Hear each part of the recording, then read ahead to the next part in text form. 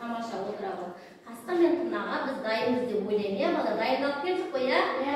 Онда мынау сиқырлы сандықтың ішінде тапсырмалар бар. Қазір соны алып, үй тапсырмасын айтамыз. Мен үй тапсырмасын бәйге әдісі арқылы сендерді бағалаймын. Біз тапсырма орындаған сайын біздің қолымыздағы бәйге әдісі арқылы әрқайсымыз бір-бір сан жылжытып отырамыз, иә? Және топ басшыларын мен жұлдызшамен бағалап қоямын. Өйткені бағана үй тапсырмасында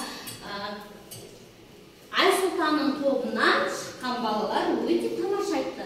Айсұлтанға 2 жұлдызша беріп қояйын. Нұрәлидің тобынан шыққан балалардың сабақты өте тамаша 2 жұлдызша беріп қояйын. Және Айымнан шыққан тобынан шыққан оқушылардың сабақты өте жақсы үй тапсырмасын орындады. 2 жұлдызша беріп қоямын. Ал сендер сабақ айтқан, үй тапсырмасын айтқан балалар қолдарыңыздағы бәйге әдісі арқылы бір-бір балға өзімізді бағалап қояйық, иә? Айзере, жаңа сен фонарик әдісі арқылы қандай сурет көрдің? Қоянның суретін көрді. Айзере, сендер қандай сурет көрдіңдер? Сәбіз суретін. Ал сендер Салауатты өмір салты бойынша қандай барлықтан суреттерді алып көрсетіңдерші маған?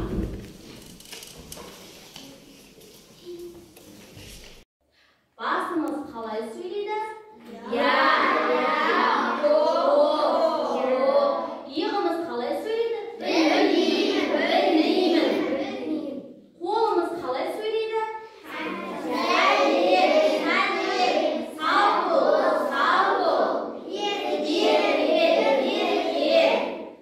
Саусағымыз қалай сөйлейді? Тамаша.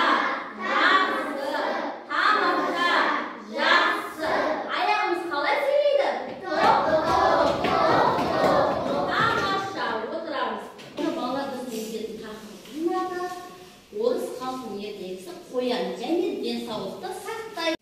Ертеде орманда бір қоян келе жатыр екен. Қоян өзінің ауруына ем іздеп келе жатыр екен. Орман ішінде келе жатыр, ол бірінші тоқылдаққа келеді. Тоқылдақ, мен ауырып мазам жоқ дейді. Неге ауырып қалдың деп тоқылдақ сұрайды. Білмеймін, бірақ мен түлкіні көрсем, өте қатты қорқып кетем деді. Түлкіден қатты қорқам деді. Неге сен түлкіден қорқасың деді.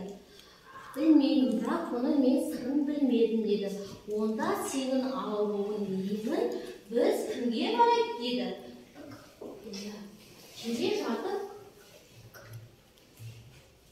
түлкіге алып келеді қоянды. Қараңдар. Түлкіге келеді. Түлкіге айтады, тоқылдақпен қоян айтады. Мынау біздің қоян ауырып қалыпты. Оның ауруының себебі ол түлкіні көрсе қорқа береді екен дейді.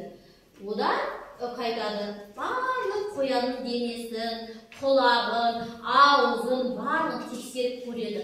Барлық ішек қарны, өкпе, бауыр барлық орында дейді. Сенде бір жерінен бір ауру сезіп тұрған сияқтымын деді. Сенің жүрегің қайда деді. Қоян одан сайын қорқып кетеді. Мен жүрегім қайда деді. Сонда айтады. Тоқта, сен жүрегің табанның астынан түсіп кетті дейді. Одан сайын қоян не істейді бала? Қорқады. Өйткені қоян өз қандай жаны? Қорқаған, иә?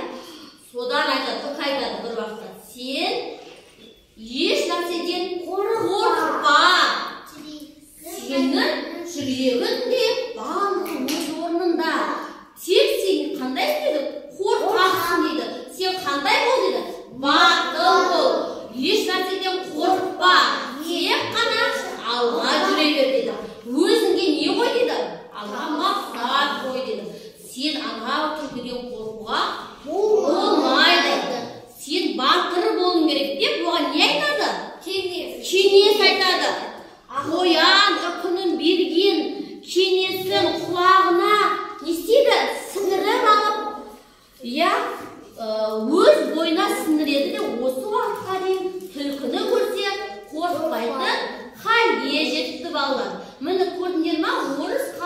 ертегісі. Балалар, бүгінгі өткен тапсырмамызға байланысты өз ойларында сабақты түсіндіңдер ме? Қай жері түсініксіз болды? Соны жазып, мынау керуенде